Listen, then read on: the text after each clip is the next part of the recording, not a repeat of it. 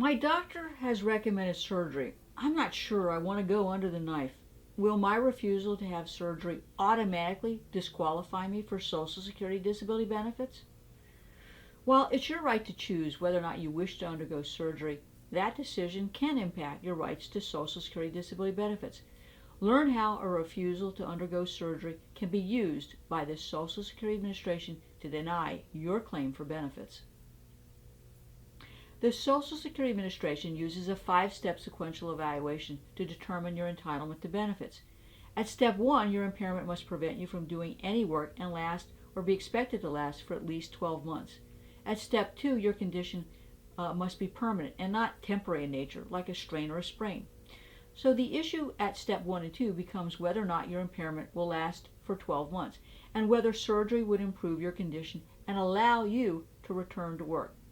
So how does the Social Security Administration analyze a refusal to undergo surgery in determining whether that refusal will disqualify you for benefits?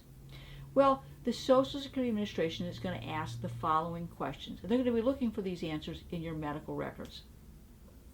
Will your impairment prevent you from doing any work, and will that impairment last or be expected to last for at least 12 months? That's the baseline question.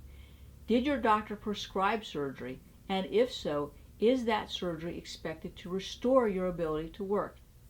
Is there documentation in your medical records that the surgery has been recommended and that you've refused to undergo that surgery? Who prescribed the surgery?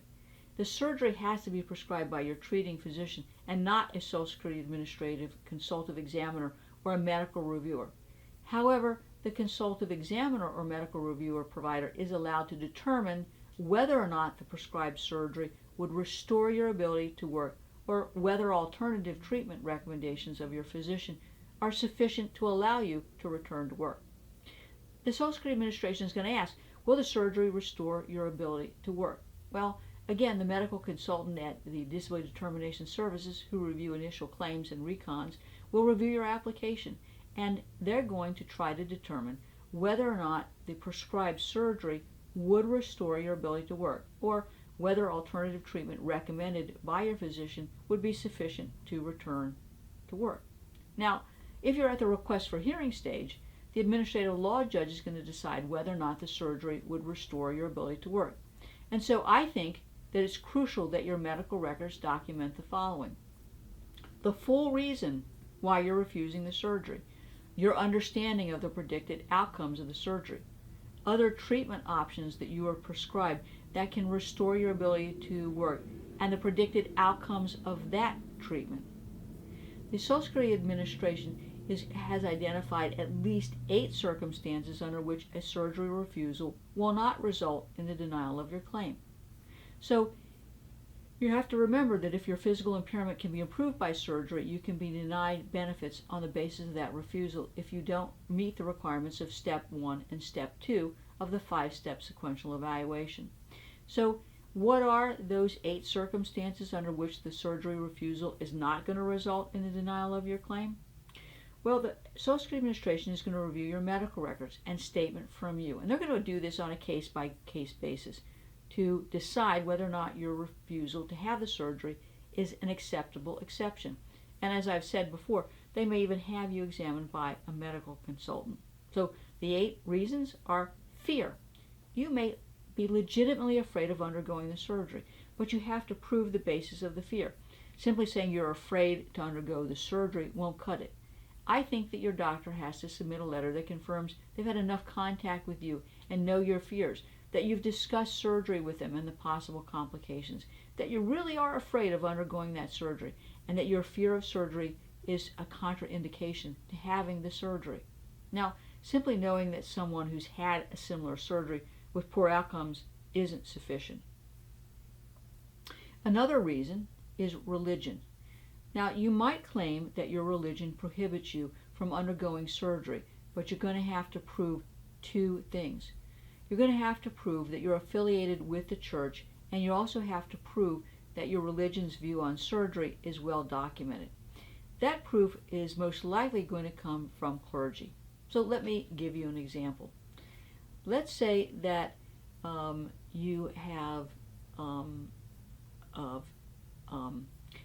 Discuss this with your minister, and your minister understands that based on the nature of your religious beliefs, perhaps you're a Jehovah's Witness or some other religion, that you really can't undergo the surgery because you don't want to have any blood infused or transfused during the course of the surgery. You're going to need a note from the minister that says, look, I'm a member of this church, our religious beliefs about surgery are X, Y, and Z, and I've counseled and discussed this with you, and that you've come to an agreement that based on your religious beliefs that you can't or won't undergo that surgery. Another reason is that you previously had unsuccessful surgery. I, for example, have undergone a total knee replacement and a revision which were unsuccessful.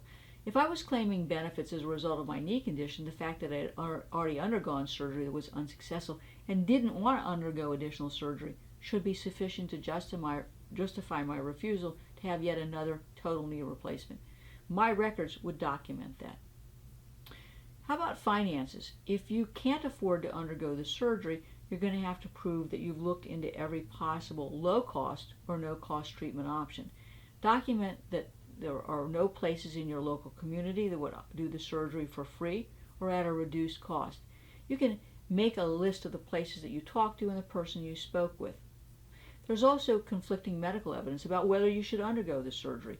One doctor says yes, and another doctor says no. Or you may have seen multiple physicians who have given you all sorts of conflicting advice. The fact that the doctors disagree on whether you should undergo surgery and the nature of the surgery is a sufficient explanation as to why you don't want the surgery. Now, another reason for refusing the surgery are risk factors associated with that surgery. You might have an underlying medical condition, such as a heart condition, that would make undergoing surgery even more riskier than normal. Your medical records should document those risk factors. There's also the issue of amputation. If your doctor is recommending the amputation of an extremity or part of an extremity and you don't want to undergo that amputation, the Social Security Administration must accept your refusal to undergo that amputation. They can't fault you for that. Well, how about things like cataract or eye surgery? If you have severe loss of vision or other visual issues and the surgery that's being recommended in the better eye, a refusal for you to undergo that eye surgery can be excused. You'll have to prove that there's a high risk of complications as a result of the surgical procedure on the good eye, and that there's a likelihood that you'll have significant loss of additional vision or even blindness, because you don't want to lose the sight in that good eye. What should you do if your Social Security disability benefits have been denied because of a refusal to undergo surgery? Look, I know that just making the decision to apply for benefits can be tough. Making the decision to not undergo surgery can be tough. You've made tough decisions, but you need an experienced Social Security disability attorney who will guide you through the claims process, submit your medical records and a winning residual functional capacity form, and prepare you for your big day. Documenting why you refused to have that surgery is key. We want to make sure that that's in your medical records. Remember, if your claim's denied, you'll only have 60 days in which to file a request for reconsideration. Or, if your request for reconsideration has been denied, you'll have 60 days to do a hearing request. If you don't follow these timelines, you'll have to start all over. So don't waste any time. Call me today at 727-894-3188 for a complimentary consultation.